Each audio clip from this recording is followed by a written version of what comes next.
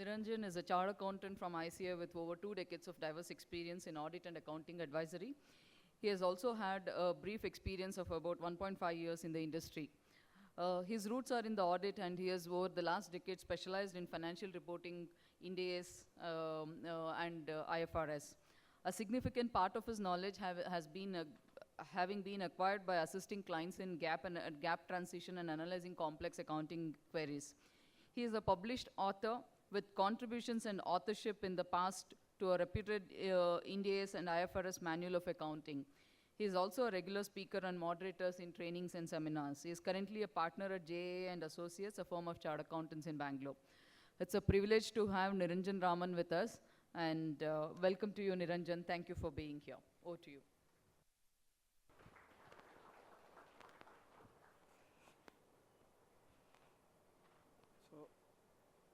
Good morning, everybody.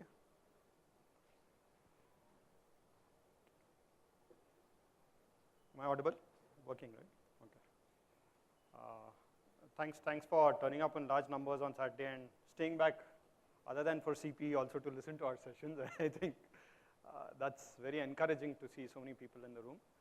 I must also say that I'm kind of sandwiched between two little technical sessions, which are of course very interesting, and you saw a lot of participation in the last session, and the next one by my friend and colleague Venkatesh will also be very interesting, I'm sure. It's on the IT aspects, which is much more relevant today. So anyway, coming to mine, I'm sandwiched in between. So I was wondering what to do. You know, how deep should I go? How serious should it be? How much of engagement should be there? And of course, this is not so much of a technical topic, right? We are talking about a business opportunity that Ind AS is throwing up to us. So all I can tell you is we'll make up for some of the overrun in the past session and also in the next session if you need more time. But feel free to discuss and come up with your own ideas, what your perspectives are on what Ind AS is offer to us as a business opportunity. I've kept very few slides, okay, so hardly about 4 or 5 slides, because in terms of content, I thought it's something which all of us will learn as we go.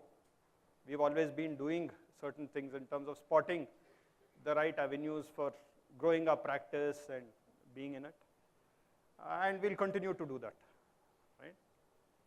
So I've tried to keep my talking lesser. We'll be happy to hear from everybody, participate as well.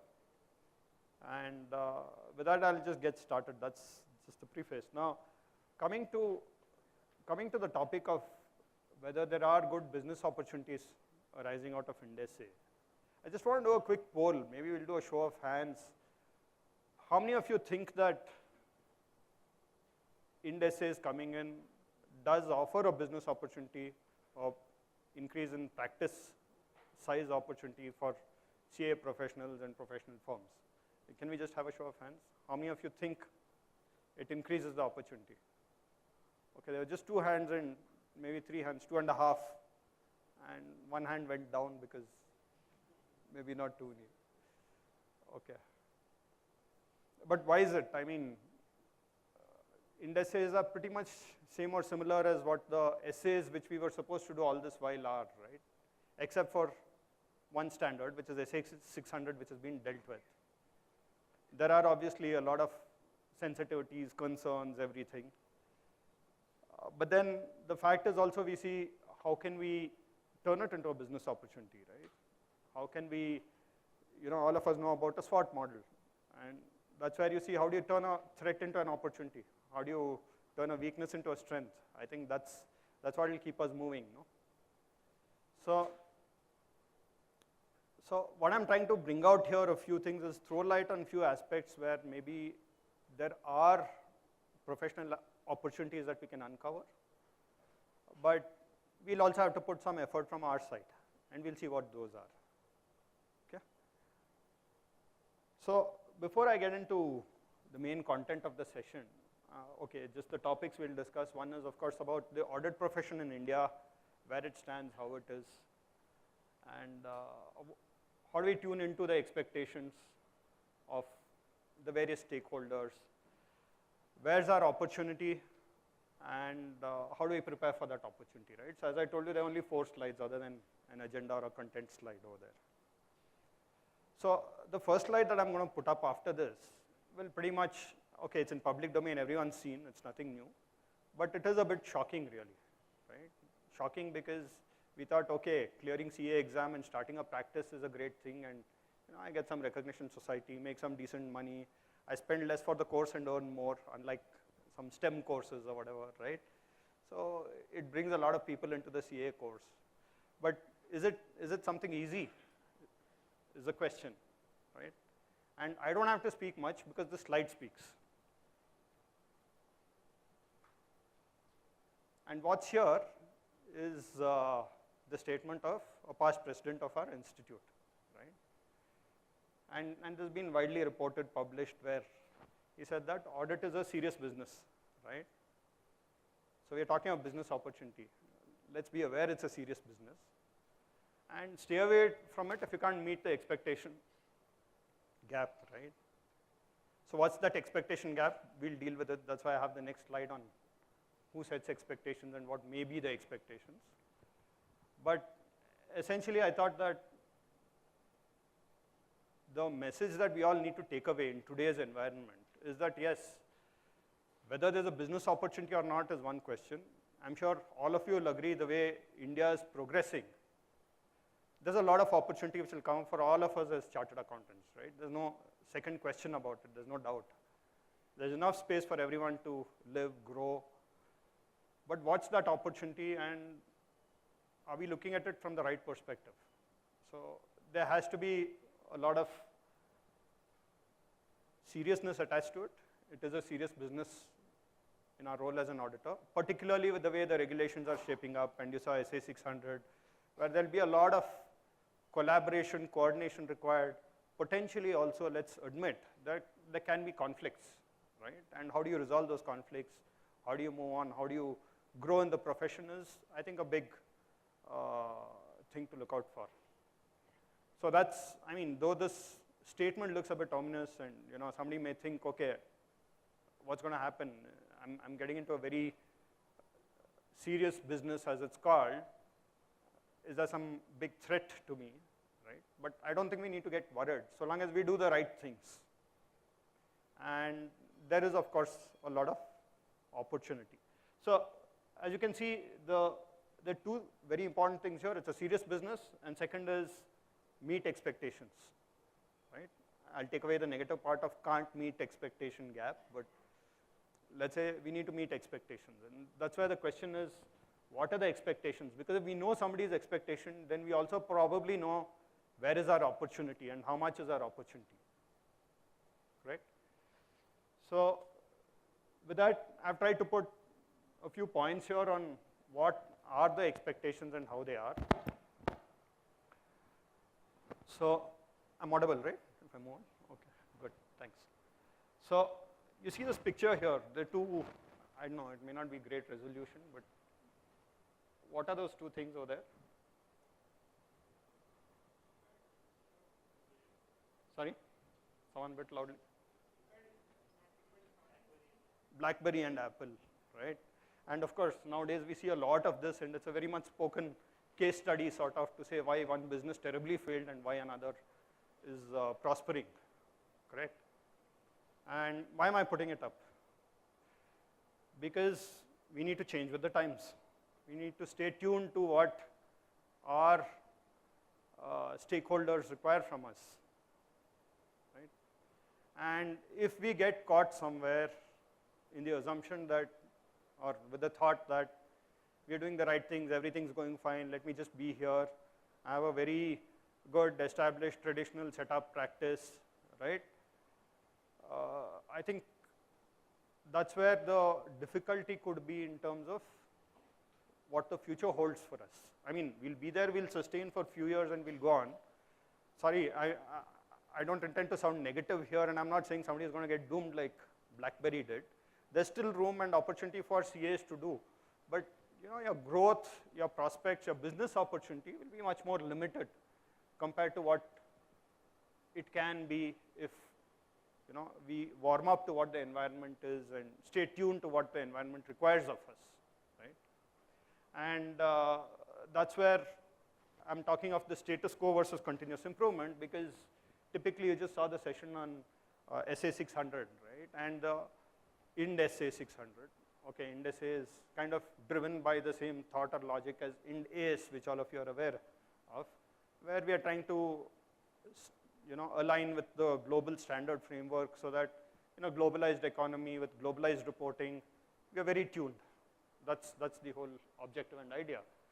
So one is we have status quo and we just continue, or the other, as Rajesh was saying, I think it's been over 16 years or so since the ISA 600 got published, and we are not yet aligned, and how is it impacting us, why is it relevant, right? Now, of course, there are two sides of the argument, and I mean, without getting into which side has what merits or demerits, I think the important point here is, at some point, eventually, as a regulation, we'll probably have to admit that it'll have to come, right? Because NAFRA is pretty much very strong about it. It's in public domain. It's out there on their website. There are several things published in newspapers and everywhere else. So the fact is, maintaining status quo, we must all understand and admit, is not something that we can expect. Eventually, it's going to change, right?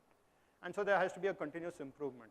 But again, what's the pace of improvement? Well, even BlackBerry kept improving, but that pace wasn't good enough, right? So how much more can we or should we improve as a professional body, as a group of professionals, as qualified professionals? That's the question we need to ask ourselves also. And yes, change is difficult, but then how do you manage it is the biggest thing. Now, the expectations, as I spoke of, come in a globalized environment. As I said, sooner than later, we have to change. And the expectations are from regulators. As I said, obviously, NAFRA has already published. There's a lot of discussion happening on all that. The stakeholders, what do the stakeholders expect? If I am a very large listed company, I would expect my auditors at the group level to give me a comfort on every component that's going into the group financials, that's going into the consolidation, right? And that would mean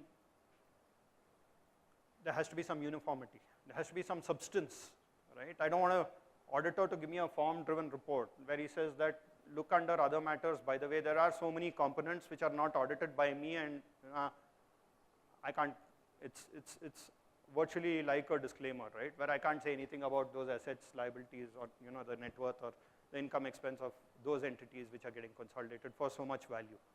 That, as a stakeholder to me, still leaves some kind of a gap and uncertainty about who's that one person who's standing up for my whole group financials, right? So that's going to be there. And of course, even the clients, as Rajesh mentioned, there would be, and I'm picking here only the example of SA 600 at this stage. We'll talk about one or two other standards. The reason I'm picking SA 600 is obviously because it's a hot topic, or IND SA 600, it's a hot topic number one, and you just had a session on that topic a short while ago. So getting back to the expectation of the clients, as Rajesh said, my clients would obviously expect me to ensure that the audit is smooth. The component auditors talk well with the group auditors, right? With the component management, I mean, with the group management, it's all seamlessly connected. So that's a very important expectation that my clients are going to have. And obviously, in this context, there's a lot for us to do and upskill and prepare ourselves, right? Another point is, from a gap point of view, we've quite aligned with IND AS coming in, right? And now there will be the expectation that it also has to happen on gas, the auditing standards which we apply, because once you're getting into the global environment, globally everybody would expect you to talk the same language as them when you issue a report. That was the case for moving into IND AS, where the argument was that you have to speak the same language to do accounting, to prepare financials, to give disclosures, as the rest of the world talks, right? So that your global investors can come invest in India. You can go and invest globally a little more seamlessly. It cuts down your transaction costs, etc. Now the same thing carries forward even to an auditor's role. And as auditors, when we apply our auditing standards, there is this view obviously that getting global makes everyone more comfortable, accelerates the growth, right? And with that growth, our professional opportunities also will increase. Okay, so let's look at where the opportunity is sprouting. So there are some areas like, for example, what Rajesh briefly touched upon, that with the ind essays, there's going to be a lot more emphasis on getting certain things right, which maybe has not been much of a focus area in the past, right? Like, for example, what Venkatesh Padiyar is going to take in the next session about auditing the technology involved in a client, right? In their bookkeeping, in their accounting, in their processes.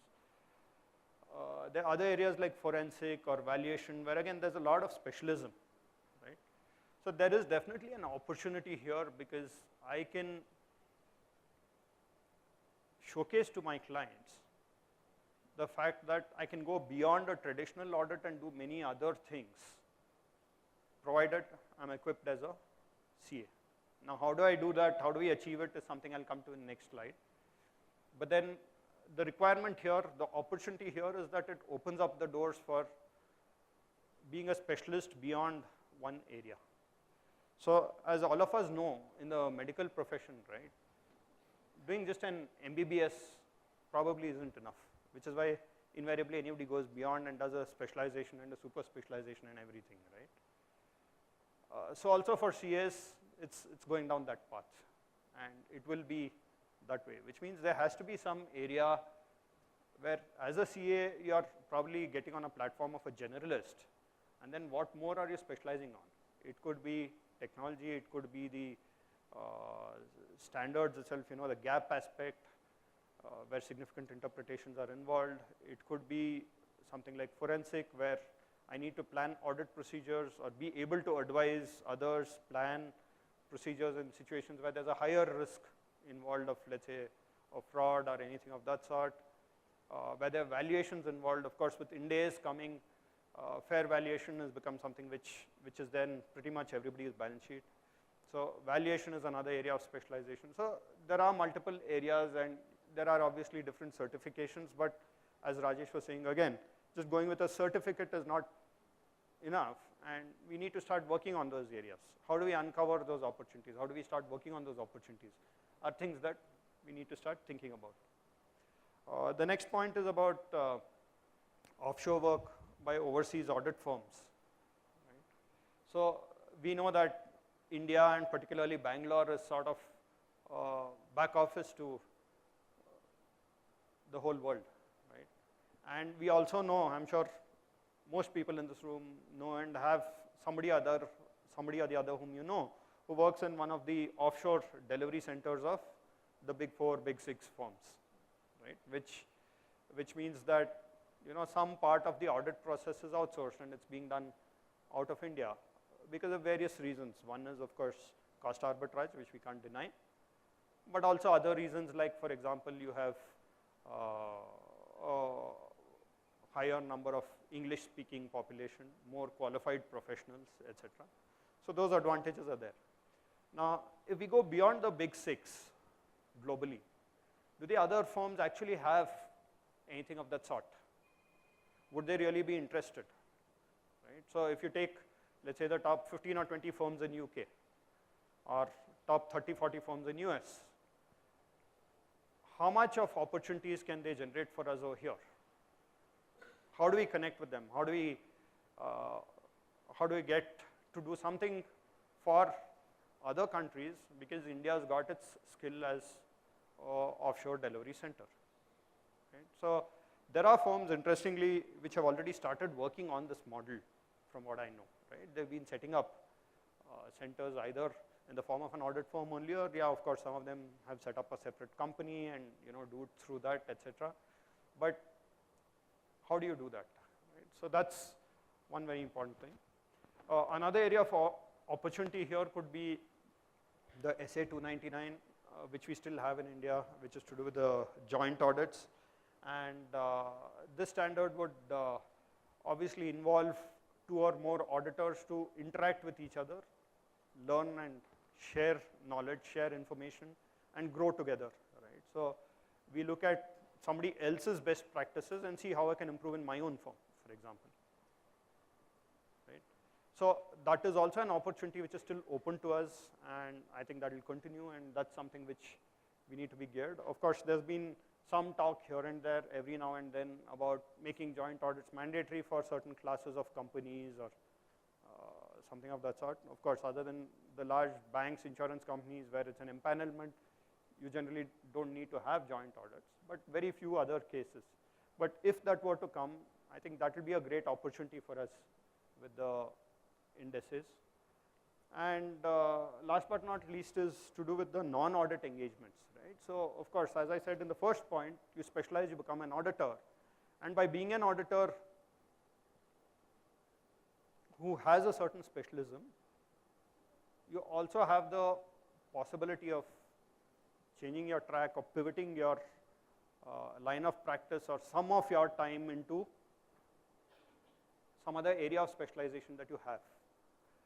Just to give an example, as we know, the regulators have been tightening the rules and regulations on a lot of things, right, including bringing the indices as they want to. One of the things which they've also tightened is to do with the independence-related rules and regulations, right? So if you see historically, a large part of the non-audit work, which can be done by a chartered accountant, were done by the big 4, big 6.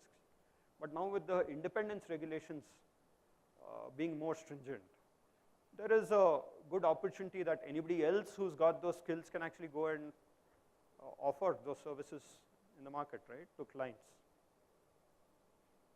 So that would be also something which we need to be open to in terms of new business opportunities, right? And I can tell you this from my experience because, I mean, I've come out of a big 4, let me admit, but today I'm still in a firm with some of my partners who do service clients, and there are clients who want some area of specialization relating to, let's say, a transfer pricing or an index implementation or a valuation, and we do get involved. So we do that in my firm, and so to that extent, I know that there are many other firms who do it as well, and therefore there is an opportunity out there for all of us to grow in something beyond the traditional audit. Right? So that's a summary of just about 3, 4 things that I put together over here. But if we can brainstorm and think, definitely there are many more areas where it will open up as we go along in the few years. I'll pause here. Are there any thoughts on any questions? Well, it's not a technical topic. It's something more related to what we can be out there and do as practitioners.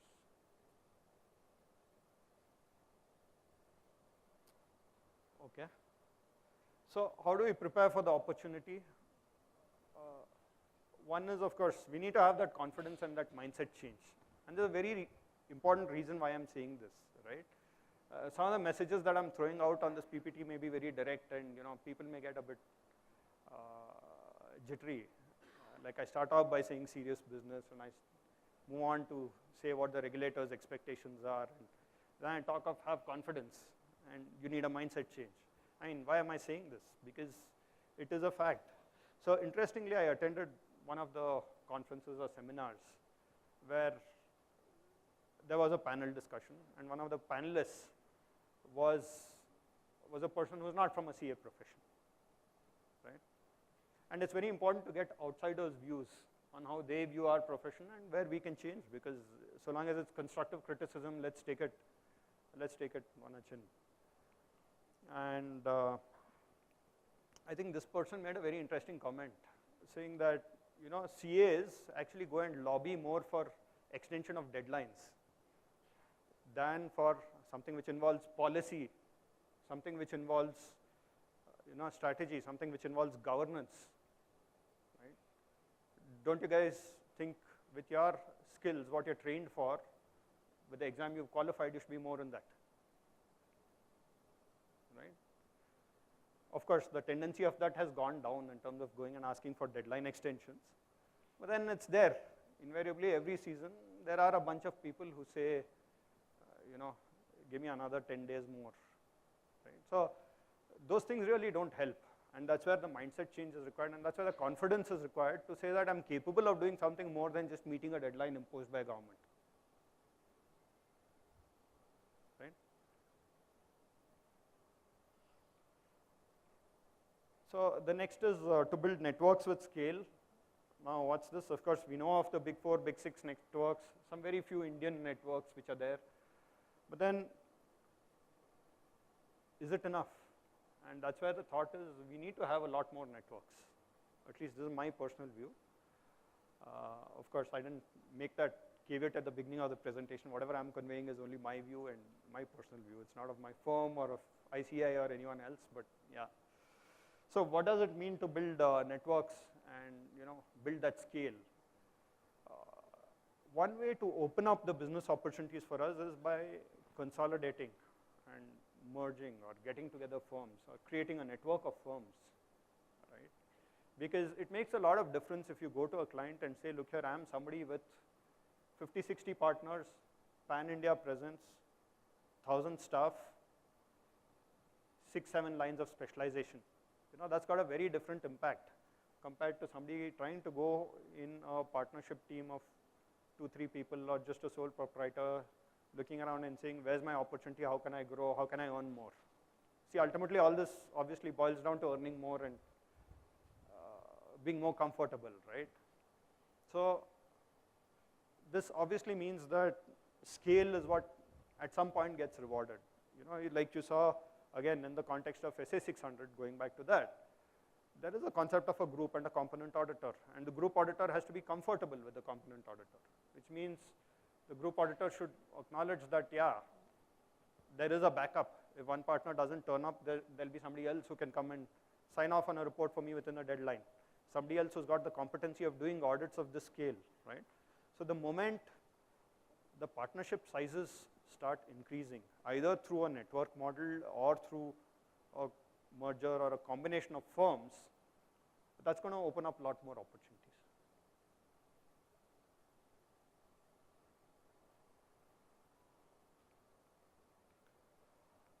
Another is, of course, to upgrade a curriculum and specialize.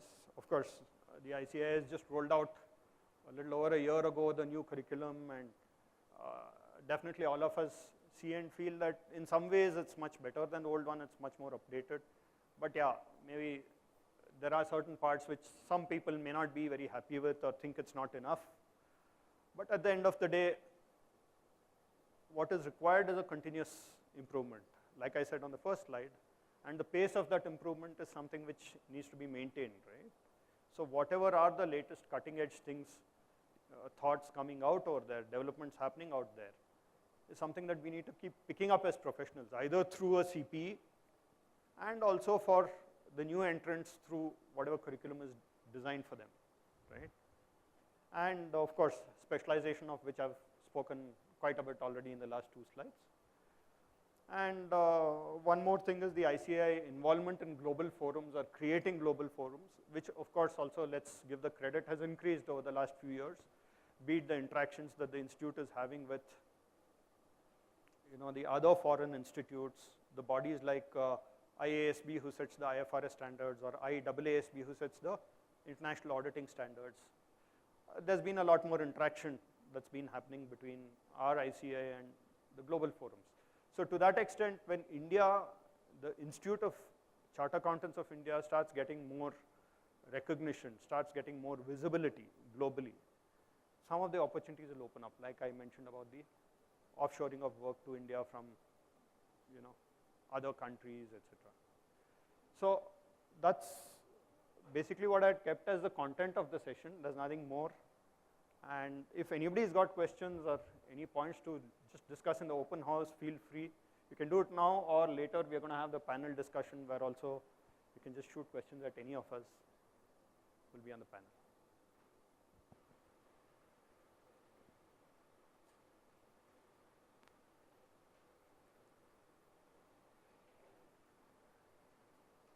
I guess more on time, and I'm probably done. Any questions or any thoughts? Not necessarily questions. If anybody has to share, does anybody have any other ideas or any other thoughts about business opportunities or any experiences that you can share? Of course, this is not a technical session. It's more a sort of a softer session.